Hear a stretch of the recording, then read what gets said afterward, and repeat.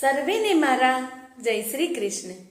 જો મનુષ્ય કૃષ્ણ ભાવના પરાયણ ન બને તો તેના માટે શાંતિની કોઈ શક્યતા રહેતી નથી. મનુષ્ય જ્યારે એમ સમજી જાય છે કે કૃષ્ણ જ સર્વયજ્ઞ તથા તપના ઉત્તમ ફળોના એકમાત્ર ભોગતા છે અને અખિલ બ્રહ્માંડના સ્વામી છે તથા તેઓ જીવ માત્રના સાચા મિત્ર છે, ત્યારે જ તેને વાસ્તવિક શાંતિ મળે છે.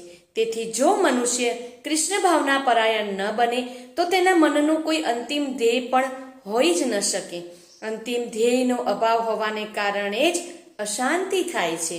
અને જ્યારે મનુષ્યને ખાતરી થઈ જાય છે કે કૃષ્ણ જ ભોગતા તથા સ્વામી તથા સૌના મિત્ર છે, ત્યારે જ સ્થિર ચિત્ત થયેલો મનુષ્ય શાંતિ અનુભવી શકે છે. તેથી જે મનુષ્ય કૃષ્ણના સંબંધ વિના જ કાર્યમાં પરોવાયેલો રહે છે તે જીવનમાં શાંતિ તથા આધ્યાત્મિક પ્રગતિનો ભલે ગમે તેટલો દેખાવ કરે તોય તે સદા સંતાપમાં તથા અશાંતિમાં રહે છે.